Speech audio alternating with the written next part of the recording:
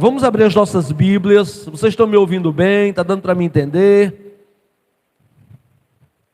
Estou aqui me recuperando dessa gripe abençoada. Gente, que gripe é essa? Dói até as unhas. Só Jesus na causa. Mas está dando certo.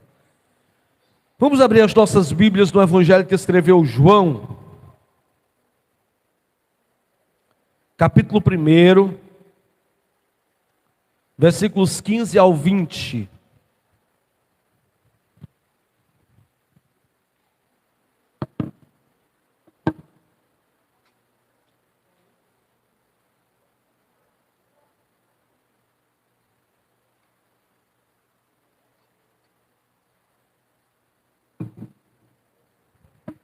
Aleluia. Amém? João testificou dele e clamou dizendo: Este era aquele de quem eu dizia, o que vem depois de mim é antes de mim, porque foi primeiro do que eu. E todos nós o recebemos também da sua plenitude, com graça sobre graça. Porque a lei foi dada por Moisés, a graça e a verdade vieram por Jesus Cristo. Deus nunca foi visto por alguém. O Filho unigênito que está no seio do Pai, este o fez conhecer. E este é o testemunho de João, quando os judeus mandaram de Jerusalém sacerdotes e levitas para que lhe perguntassem: Quem és tu? E confessou e não negou. Confessou: Eu não sou o Cristo. Gente, nós vamos fazer uma caminhada durante um tempo no Evangelho de João. Eu amo esse livro, então a gente vai fazer uma série sobre a manifestação de Jesus na visão de João, no olhar de João. Os outros 3 evangelhos são chamados de evangelhos sinóticos ou similares, que é Mateus, Marcos e Lucas. Eles mostram como Jesus atuou historicamente, apesar da manifestação de Deus, em Jesus Cristo. Mas João é o único que revela Jesus de maneira divina. E é bem interessante isso, porque João, ele não traz a genealogia de Jesus, ele traz logo sobre a sua divindade. Estava acontecendo isso porque levantou-se um grupo nos dias de João, e esse grupo começa a dizer que Jesus Cristo era um Deus, ou um anjo, ou alguma coisa parecida. E João veio refutar contra essa heresia que estava se levantando naqueles dias. Não é a minha proposta colocar as questões teológicas dos dias de João, mas só para nós entendermos aqui algumas coisas. E a gente vai caminhar. Eu quero encorajar você a ler o livro de João, começar o ano lendo esse livro, para criar um hábito. São 21 capítulos e tem muita coisa interessante em todos eles. Nós vamos caminhar neles por esses dias, tá certo? Toda semana a gente serão 21 semanas aproximadamente, que nós vamos ver em torno de 5 meses, que nós vamos ver toda quinta-feira sobre o Evangelho de João. Ok? Então quero que já que você esteja orando, buscando de Deus. Então João traz muita coisa interessante para nós.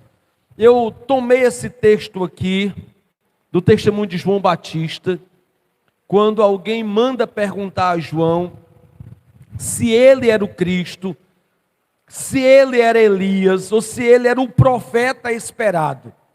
E é bem interessante porque quando Jesus senta com os discípulos, ele pergunta o seguinte: o que os homens dizem que eu sou? E vocês, o que vocês dizem que eu sou? E com relação aos homens, alguém diz: tu és Jeremias, tu és Elias, tu és João Batista, ou tu és o profeta esperado. E Jesus olha e diz: e vocês? Quem vocês dizem que eu sou? Ele diz: tu és o Cristo, o Filho do Deus vivo. E quando perguntam a João, João diz: não, eu não sou o Cristo. E existem algumas características. Ele deve ser filho da Érica. Existem algumas características em Jesus que eu quero compartilhar com vocês. Eu vou tentar realmente ser breve. Espero que aquilo que está no meu coração possa ser transmitido. E algumas características que João ou homem nenhum nunca teriam. Só Jesus Cristo teve essas características. E a primeira delas está em João, no capítulo 1, a partir do versículo 1, que eu acho muito, muito interessante, sobre a palavra encarnada. Vamos deixar só os pequenos ficar aí, né? Pode deixar, deixa os pequenos ficar aí, que a gente vai tentar gerenciar aqui.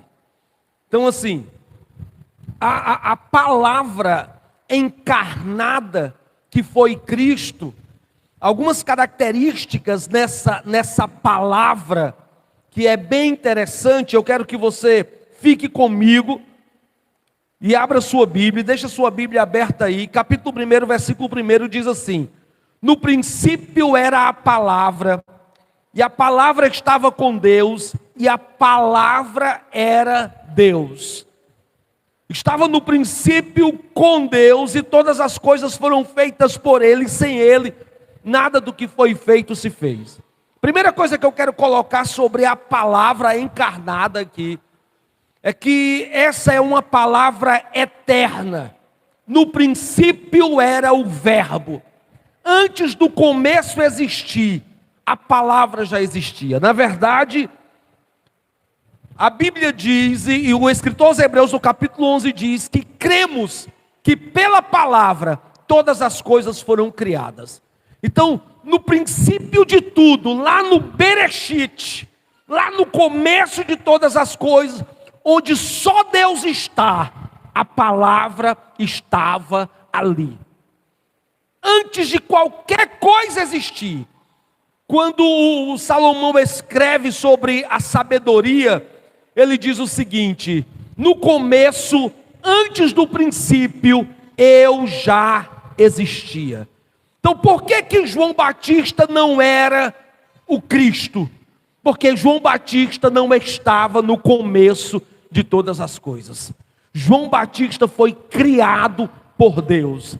E Jesus Cristo nunca fora criado. Ele criou todas as coisas. Outra característica que eu quero colocar para você aqui é que Ele criou. É bem interessante isso, e eu preciso que você entenda o poder criativo da palavra. Quero ler com vocês em Romanos, capítulo 4, e se eu não me engano é o versículo 17. Como está escrito: por Pai de muitas nações de constituir, perante aquele no qual creu, a saber Deus, o qual vivifica os mortos e chama as coisas que não são, como se já fossem. Gente, Jesus Cristo, ele tinha uma característica, um poder na palavra, que era a palavra criativa. Eu preciso que você entenda o seguinte: até os dias de Cristo, a palavra era proclamada da maneira da palestra, de uma manifestação da lei, de como nós deveríamos nos conduzir, quais coisas nós deveríamos fazer. Mas a partir de Cristo, essa palavra deixa de ser algo apenas dito para ser algo vivido. Havia um efeito. É bem interessante porque muitos sacerdotes, eles começaram a compreender isso, eles só não sabiam viver. Eles tinham escrita a palavra nas orlas de suas vestes, Eles escreviam em tabuinhas, colocavam na testa aquelas tabuinhas. Eles tentaram de alguma maneira viver essa palavra na pele, mas não tinha efeito transformador.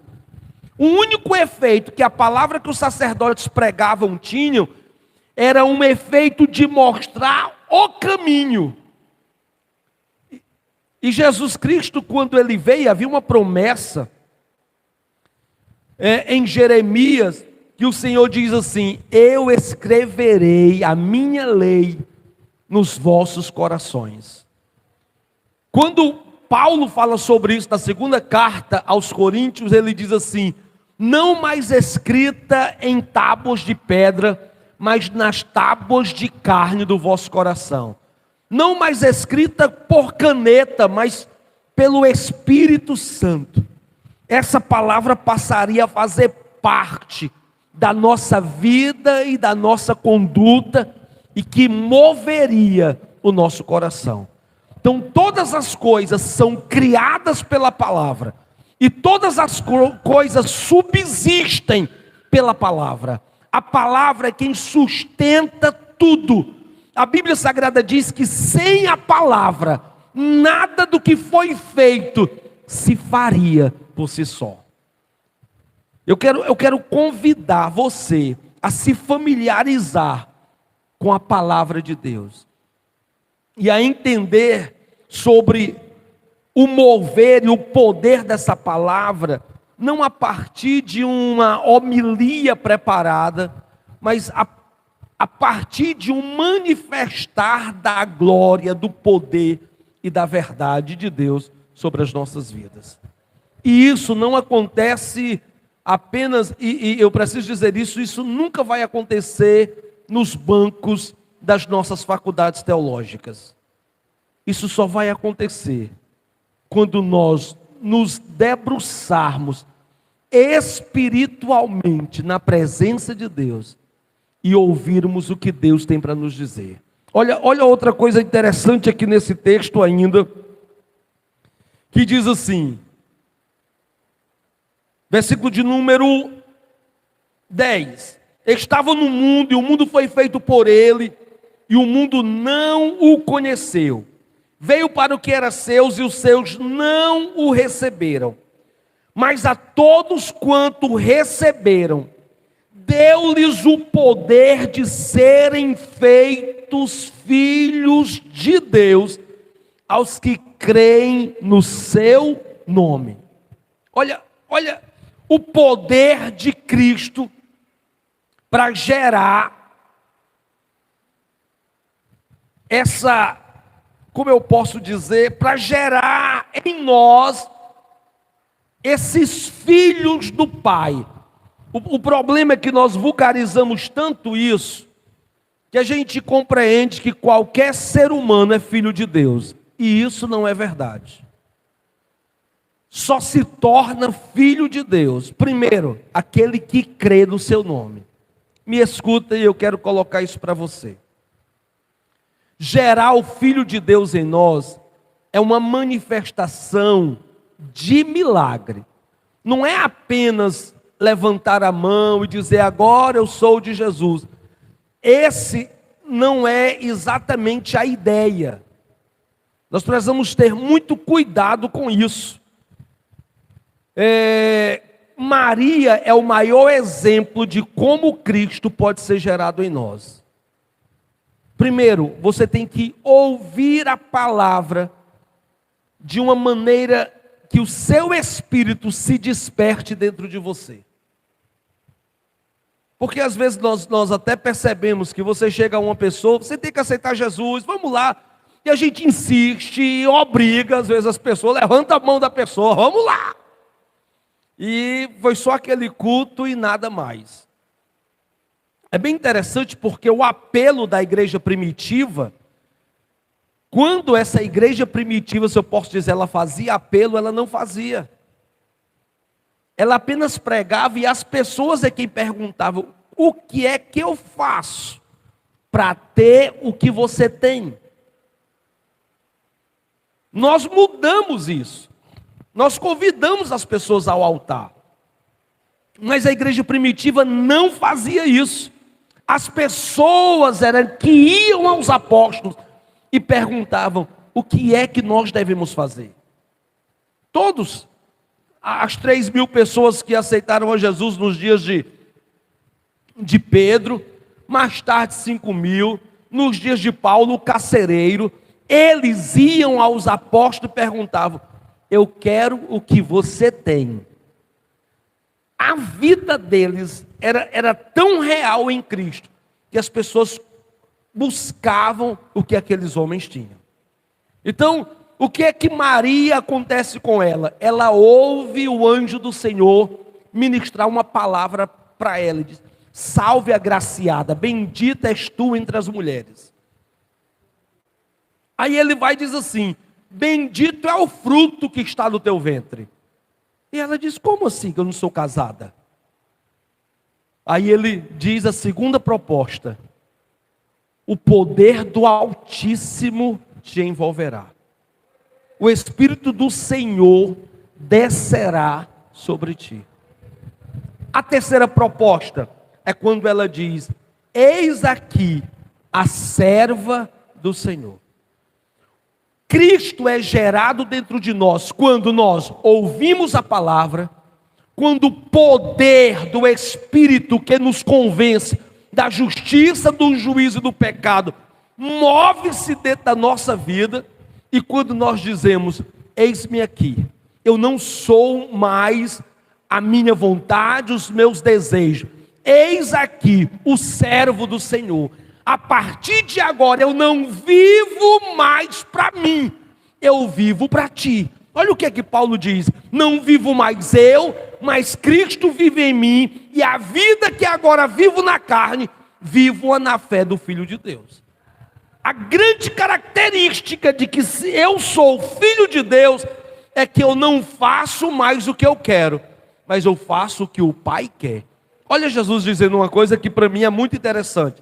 Ele diz: eu não faço nada sem antes não ver o Pai fazendo primeiro. Essa é a grande característica. Quando Paulo escreve sobre isso na carta aos Efésios, capítulo 5, ele diz: sede imitadores de Deus como filhos amados. Então não é só levantar a mão.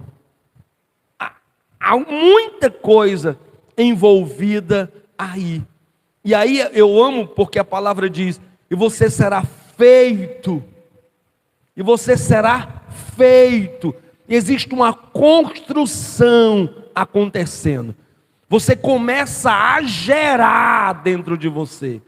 E algumas coisas começam a lhe importunar. E aquilo que para você era normal, agora já não é mais. E você começa a entender: rapaz, isso não dá certo. E algo dentro de você vai mexendo, vai cobrando, vai... Sabe, porque é tão difícil ser crente? É difícil exatamente por isso. Porque você tem vontade de dar na cara do outro, mas você, por ser filho de Deus, diz: rapaz, eu não posso fazer mais isso. Dentro de você algo mexe. Ou quando você faz alguma coisa que não é legal, e você diz: poxa vida, que tristeza é essa dentro de mim? O que está acontecendo comigo? E você se sente cobrado, porque você não é mais nascido da carne, você agora é nascido do Espírito. Olha o restante do texto: os quais não nasceram do sangue, nem da vontade da carne, nem da vontade do varão, mas de Deus. O que começa a acontecer comigo e com você é que algumas características da natureza divina... Vamos ler esse texto? Vamos coloca para mim aí, segunda epístola de Pedro, capítulo 1, versículo 4.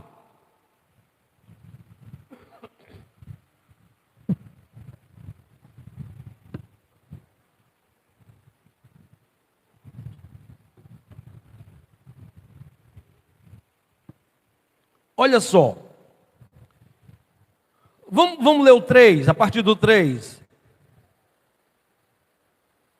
visto como o seu divino poder nos deu tudo o que diz respeito à vida e à piedade, pelo conhecimento daquele que nos chamou pela sua glória e virtude. Segura aí, quero só abrir um parênteses aqui. Cristianismo não é frequentar a igreja. Cristianismo é ter a ideia de conhecer a Cristo. 4. Pelas quais Ele nos tem dado grandíssimas e preciosas promessas, para que por elas, pelas promessas, fiquemos participantes da natureza divina.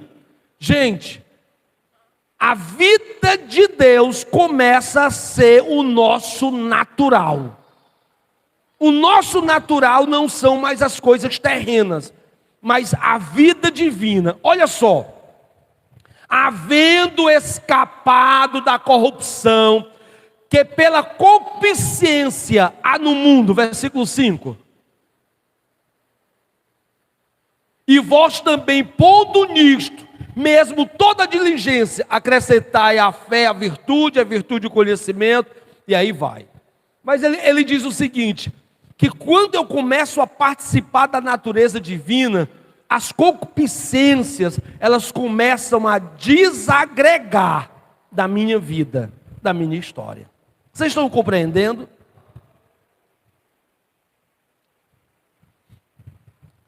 É como se você, que é filho de alguém, mesmo que sendo adotado por outra família, mesmo que alguém tente implantar dentro de você algum outro DNA, isso nunca vai poder acontecer, você vai ter o DNA daquela pessoa.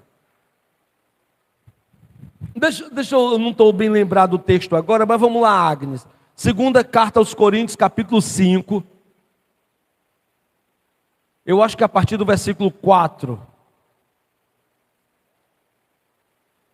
Porque também nós, os que estamos neste tabernáculo, gememos carregados, não porque queremos ser despidos, mas revestidos, para que o mortal, é bem aí, seja absolvido pela vida.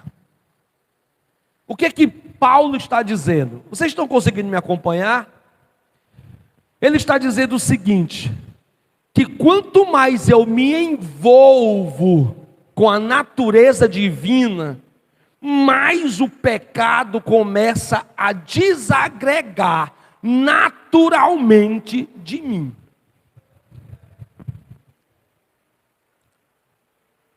Nós nos esforçamos para não pecar, mas eu tenho aprendido que o esforço que nós devemos ter não é para não pecar. O esforço que nós devemos ter é para se aproximar de Cristo. Quanto mais eu ando com Cristo, mais o pecado vai desagregando, porque uma outra natureza vai crescendo dentro de mim. Está dando para compreender? E só Cristo pôde fazer isso. Gente, isso foi tão forte, que quando Pedro nega a Jesus, as atitudes dele não dava para negar. Ele diz, eu não sei quem ele é. E as pessoas diziam, você parece com ele. Você fala como ele. Você tem um jeito dele. Ainda que ele falasse, a natureza dizia outra coisa.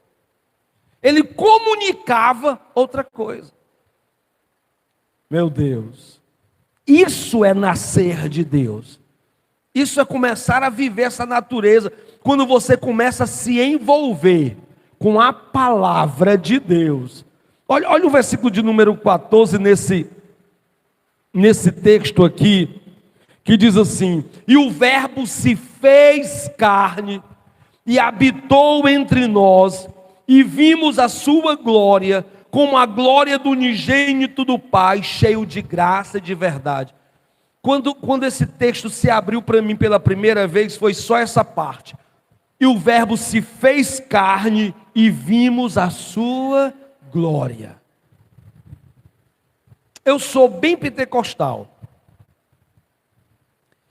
E eu li dentro da Bíblia, tenho lido dentro da Bíblia durante muito tempo uma manifestação de poder que sempre eu desejei e desejo viver na minha vida. E eu não entendia porque muita gente dava testemunho da manifestação do poder de Deus, e eu não entendia porque essas coisas não aconteciam com frequência na minha vida. Até que esse versículo mexeu o meu coração. Quando o verbo se faz carne. Quando essa palavra faz parte da nossa vida, e eu preciso dizer isso, só o Espírito Santo faz isso, aí a gente vê a glória de Deus. Eu estou dizendo aqui porque os versículos vão vir na minha mente, como eu não li hoje, pode eu estar errado, tá certo? Mas vamos ler isso na carta aos Hebreus, capítulo 4. Se eu não me engano é o versículo 2. Isso, meu Deus, obrigado. Porque também a nós foram pregadas as boas novas como a eles, mas a palavra da pregação nada lhes aproveitou, porquanto não estava misturada com a fé naqueles que a ouviram. Vocês estão comigo? Porque o evangelho é pregado, se você ler o restante do texto você vai entender isso. O evangelho ele é pregado lá no deserto para Israel, para o povo hebreu. Mas não teve efeito. Por que não teve efeito? O mesmo evangelho. Porque eles não misturaram a palavra com a fé. Porque eles não encarnaram essa palavra. Vocês lembram o que é que eles dizem para Moisés lá no capítulo 20? Ele diz: fala tu conosco, Moisés, e não Deus, para que nós não morramos. Se você ler o restante do capítulo 4, lá no versículo 12 desse texto, a Bíblia diz assim: a palavra de Deus é viva e eficaz, e mais penetrante do que qualquer espada de 2 gumes, e é apta para discernir os pensamentos e as intenções do coração, e separa a alma do espírito. A proposta é exatamente trazer sobre nós essa divisão. E aquilo que é carnal ser absolvido por aquilo que é espiritual. Aquilo que é mortal ser absolvido por aquilo que vivifica. Então, eu quero convidar você a se envolver com a palavra de tal maneira que a palavra gere o Filho de Deus dentro de mim, dentro de você. O nosso chamado, em primeiro lugar, é que você tenha uma paixão pela palavra, não para conhecimento secular, não para um conhecimento para dar uma palestra, mas para que haja um envolvimento de gerar dentro de mim e de você o poder de Deus, a unção que o Filho de Deus tinha. Outra coisa, e eu acho bem interessante isso. Versículo de número 32 do capítulo 1 de João. Eu vi o Espírito descer do céu como uma pomba e repousar sobre ele. Eu não o conhecia, mas o que me mandou a batizar com água, esse me disse: sobre aquele que vires descer o Espírito e sobre ele repousar, esse é o que batiza com o Espírito Santo. Aleluia. Segunda característica que faz de Cristo ser quem ele foi, é que aqui ele começa a quebrar um paradigma. E eu quero colocar, antes de tudo, vamos lembrar que João Batista era primo de Jesus. Provavelmente eles cresceram na mesma escola. Provavelmente eles frequentavam o mesmo círculo de amizade. A ideia de parentes e de familiares era muito forte naquela região. Então eu acredito, a Bíblia não diz, mas eu acredito que João viu Jesus muitas vezes. Se você olhar o texto sagrado de João, aqui nesse texto, você vai ver João Batista dizendo várias vezes: eu não conhecia, eu não o conhecia, eu não o conhecia. Gente, por que ele repete isso tantas vezes? E eu fico imaginando, parece João dizer mais ou menos assim: era ele e eu não sabia. Era ele e eu não sabia. E algumas coisas me chamam a atenção. Primeiro, quando é que João reconhece? João reconhece quando ele vê o Espírito Santo descer sobre ele. Essa é uma coisa que me chama a atenção. Se você quer ser reconhecido como filho de Deus, seja cheio do Espírito Santo. Seja cheio do mover do Espírito. Eu me lembro que muito cedo, a primeira coisa que eu comecei mais a buscar na minha vida foi: eu quero ser batizado com o Espírito Santo. Mas voltando para cá, para o texto. Por que Jesus estava quebrando um paradigma? Porque lá em Gênesis, no capítulo 6, Deus dá uma promessa à humanidade. Eu não vou ter tempo de explicar tudo isso, porque eu precisava explicar desde o capítulo 1 de Gênesis, a partir do versículo de número 2, quando o Espírito se movia no abismo. A partir dali, o Espírito Santo, ele teve o domínio e o poder de governo sobre a terra.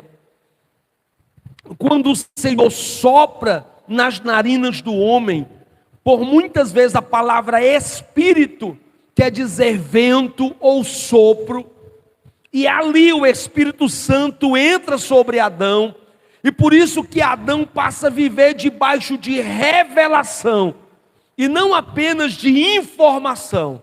E ele vive debaixo de revelação. Jesus Cristo, ele tem essa característica de viver debaixo de revelação constantemente, continuamente. E o que acontece é que no capítulo 6 de Gênesis, os homens começam a se envolver com o pecado, e se envolver com as coisas da carne.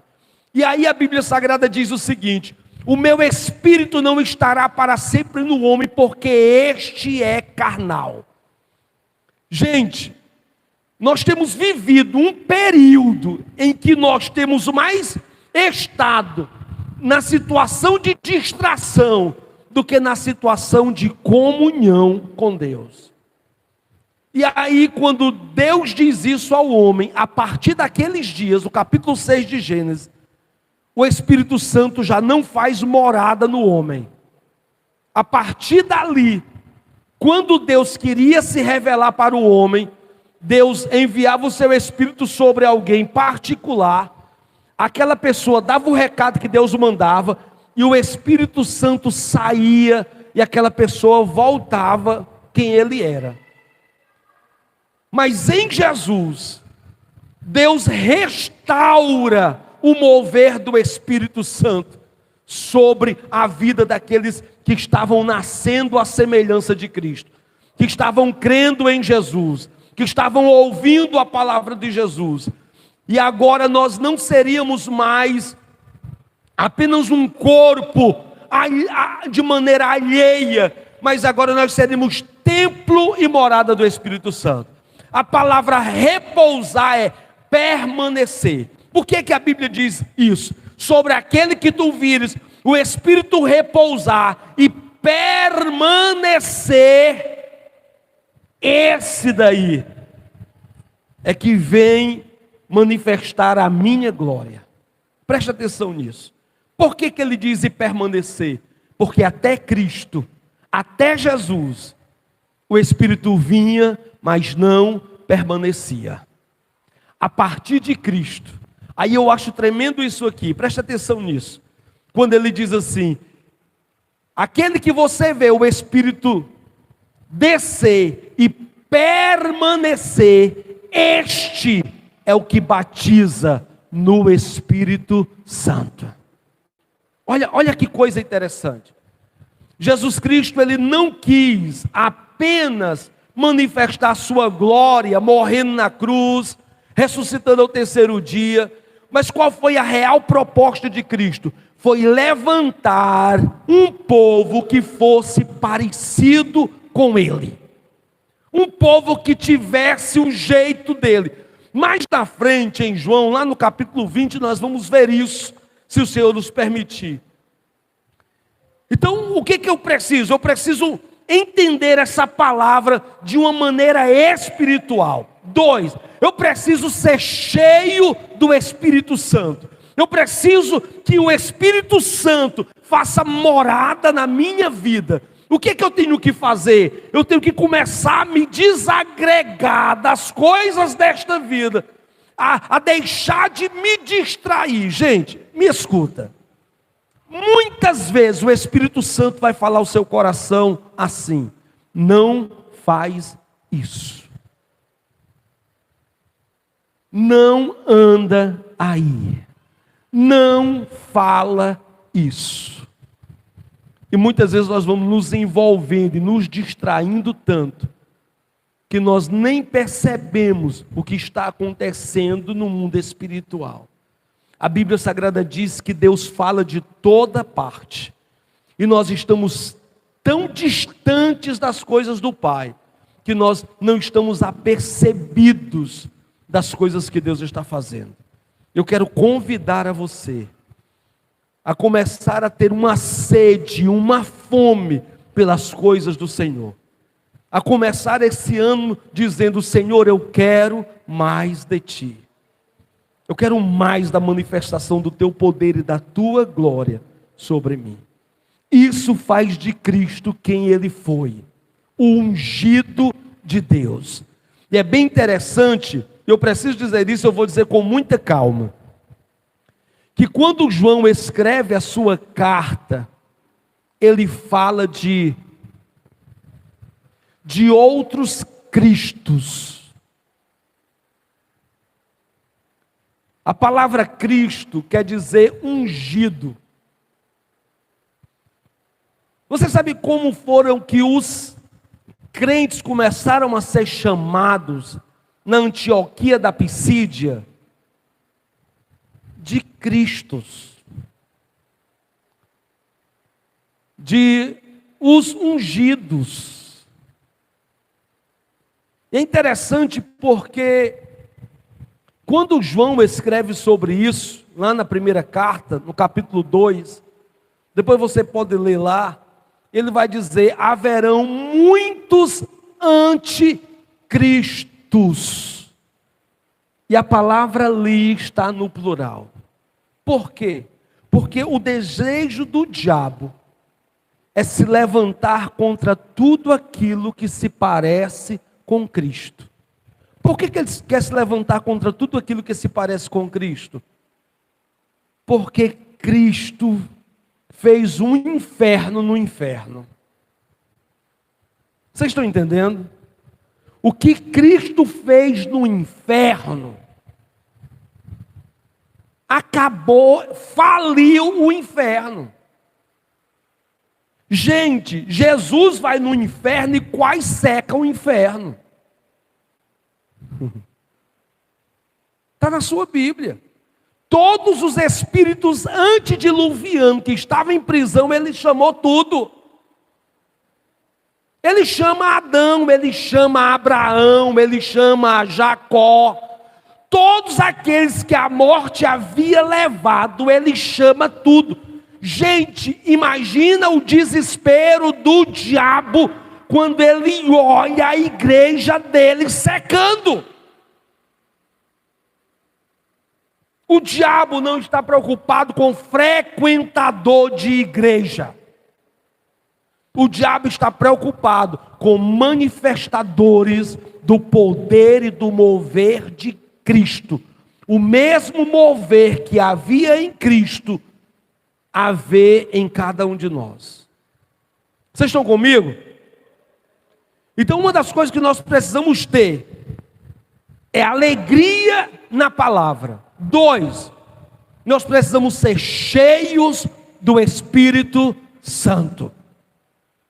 Não é obrigado você a fazer isso, mas uma das coisas que Jesus faz é ir para o deserto e fica ali 40 dias e 40 noites, 40 dias jejuando. Eu quero colocar isso dessa forma. Não quero também facilitar as coisas e criar um novo tipo de jejum, mas eu quero convidar a você: tire 40 dias para se desfazer de qualquer distração. Tire 40 dias e você diz assim: nesses 40 dias eu não vou fazer isso, não vou assistir isso, não vou falar isso. Durante 40 dias eu farei na ajuda do Espírito Santo e terei mais comunhão com Ele. Seja cheio do Espírito. Vamos começar o ano assim, sem se distrair com nada nesta vida. Eu quero apenas ser cheio do Espírito Santo. Aleluia. Em último lugar,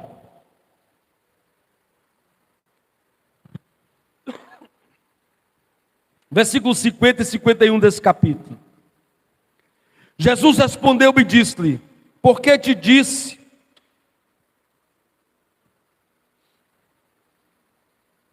Vi-te debaixo da figueira, crês? Coisas maiores do que estas verás. E disse-lhe: na verdade vos digo, que daqui em diante, preste atenção nisso, vereis o céu aberto, e os anjos de Deus subirem e descerem sobre o Filho do Homem. Primeiro, eu amo esse restante do texto aqui, quando Pedro chama o irmão, ou melhor, quando Jesus chama o irmão de Pedro, o irmão de Pedro chama Pedro, depois Jesus encontra outro camarada por nome de Filipe, e Filipe se converte ali, e mais tarde ele chama Natanael, e a partir desse período aqui, uma nova teologia começa a ser proposta no meio desse povo. Primeiro, a Bíblia Sagrada diz que os discípulos de João começam a seguir Jesus, e quando eles seguem a Jesus, Jesus diz: o que é que vocês estão fazendo me seguindo? Eles perguntam: onde é que tu mora? Nós queremos ir para onde tu mora. E Jesus diz assim: pois vem ver. Mais tarde Filipe chega para Natanael e diz o seguinte: nós achamos o Messias, o Cristo, Jesus da cidade de Nazaré. Natanael olha e diz assim: porventura vem alguma coisa boa de Nazaré? A teologia de Filipe foi essa: pois vem e vê. E é bem interessante isso. É que nós não precisamos argumentar. O problema da nossa teologia é a argumentação. E nós queremos muito argumentar para provar que a nossa teologia é melhor do que a teologia de fulano. A melhor maneira de você provar que a sua teologia é melhor do que a de fulano é que eles vejam o seu dia a dia. É que eles saibam aonde você mora. É que eles conheçam a sua família. É que eles possam andar com você e ver o que acontece nos lugares mais secretos da sua vida. Vem e vê para tu ver. E quando ele diz isso, vem ver, Jesus vai se aproximando e diz: aí um verdadeiro israelita em quem não há dolo. Eu acho isso muito incrível. E sabe o que eu aprendo aqui? Eu aprendo que às vezes você julgar o outro pode ser apenas uma fraqueza sua e não haver dolo em você. Aquele homem julga Jesus sem conhecê-lo, mas ele faz isso sem dolo. E eu acho interessante isso, porque Jesus não olha para o julgamento, mas olha para o homem espiritual que havia em Natanael. Gente, isso é tão forte, porque ninguém havia dito o que Natanael diz pela primeira vez. Eis um verdadeiro israelita em quem não há dolo. Natanael, olha, de onde é que tu me conhece? Diz, antes que Filipe viesse falar contigo, eu te conheci, eu te vi debaixo da figueira. Existe muita especulação com relação a isso, e não é o que eu quero colocar. Apenas eu aprendo e entendo aqui, que o Senhor estava dizendo para Natanael, Filipe te conheceu exteriormente, mas eu te conheci lá nas raízes. Eu te conheci debaixo da figueira. Eu te conheci desde a tua mais tenra idade. Não é de agora não. Eu te conheço. Depois eu queria que você lesse Joel. Eu tive muita vontade de pregar sobre esse texto hoje. Mas a ideia é que Deus levantaria um exército cheio do Espírito Santo nos últimos dias. E ele diz, vocês vão ver o céu aberto, e anjos subirem e descerem sobre o Filho do Homem. Você conhece algum homem dentro da Bíblia que viu anjos subirem e descerem no céu? Quem foi? Quem é que lembra? O Iago já falou ali. Mais alguém? Jacó. Agora esses anjos subiam e desciam por onde? O que é que Jacó viu? Quem é que lembra aqui? Por uma escada. O que é que Jesus estava dizendo aqui? Ele estava dizendo, eu sou a escada que liga a terra ao céu. Gente, isso é uma profecia de Jó. Ele diz, Deus, quem pode porventura colocar a mão no teu ombro e colocar a mão no meu ombro? Quem pode porventura me ligar a ti? Existiria algum ser que me ligaria como homem a ti? Eu poderia me apresentar a ti, me justificar? Quem poderia fazer isso? Se tu é aquele que tem o domínio sobre o mar, sobre o vento, sobre as tempestades, e agora aparece um homem que tem domínio sobre o mar, o vento, as tempestades. Jesus estava dizendo, eu sou o único, aleluia, eu sou o único que posso ligar a terra ao céu. Eu quero terminar, talvez a minha mensagem, essa noite tenha sido uma mensagem muito fraquinha, bem voltada mesmo ao sentimento bem religioso, e que nós, como igreja do Senhor, precisamos retornar e ser restaurado. O que que nós estamos precisando? Nós precisamos ter a restauração da palavra de Deus em nós.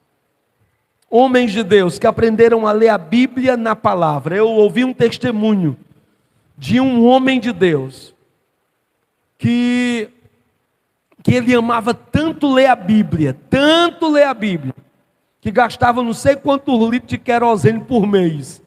Ele não tinha luz elétrica na casa dele, então ele usava a lamparina e lia a Bíblia à luz da lamparina. Durante o dia trabalhava e lia a Bíblia à noite. Presta atenção nisso. Eu vi um irmão, presbítero Francisco, foi dirigente aqui no Tempo Central, no Quintino Cunha. Eu não lembro o nome do pregador, mas o irmão Francisco disse que conheceu aquele homem.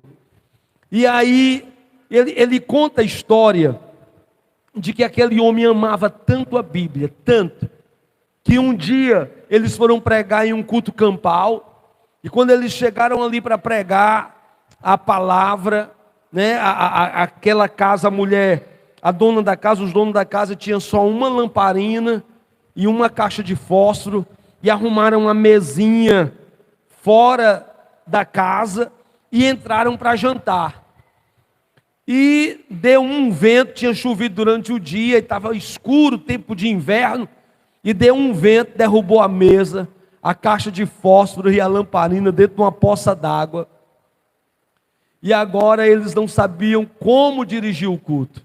Aquele irmão saiu de dentro da casa e disse: ó Deus do Monte Carmelo, tu que acendeste fogo, consumiste o holocausto, derreteste as pedras e lambeste as águas, naquele dia, derrama fogo aqui.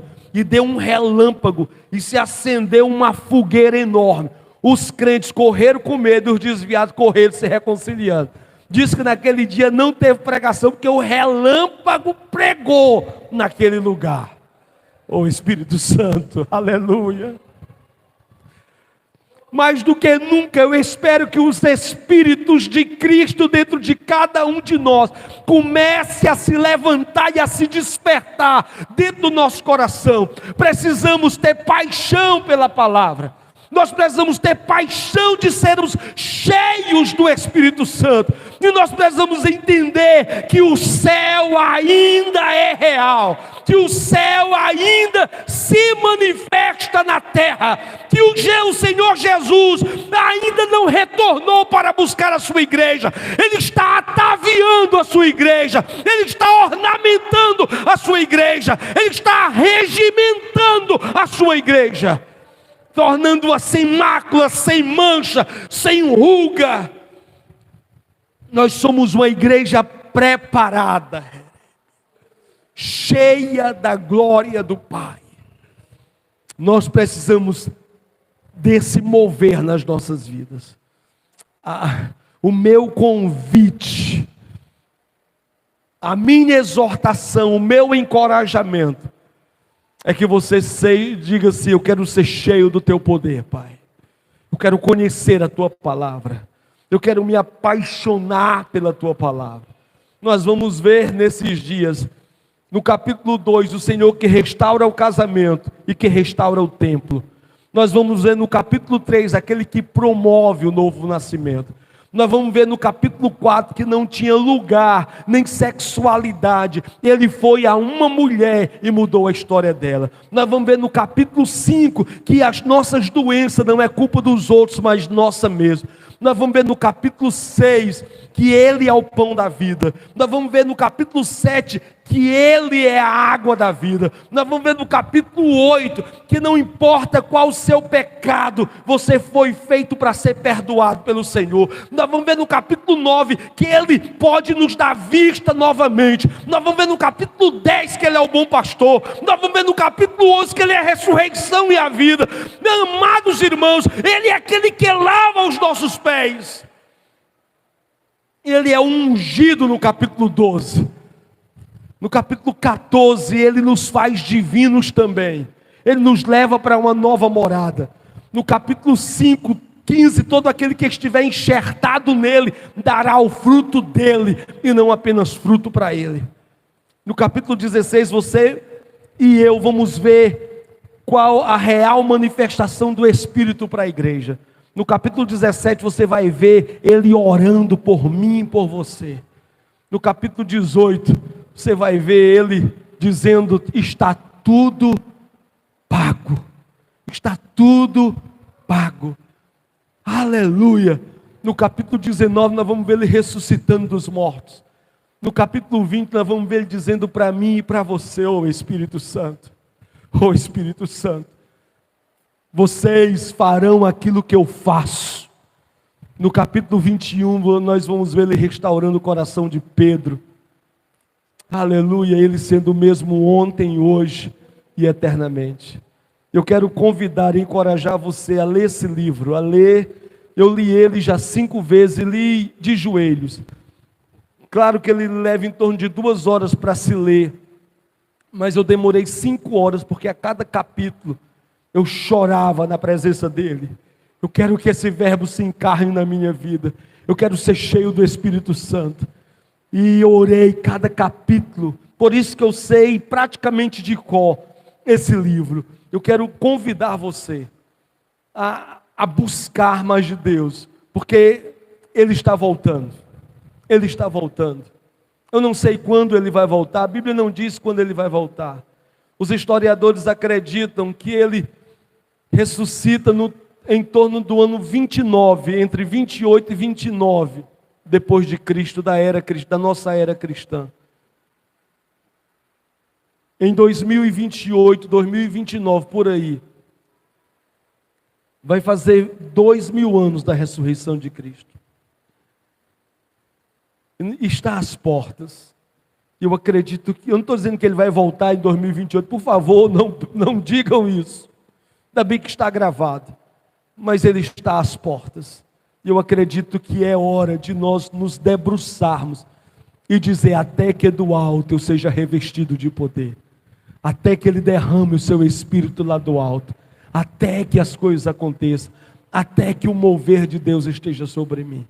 Que nós possamos buscar, aleluia, mais e mais da sua graça, da sua glória sobre as nossas vidas.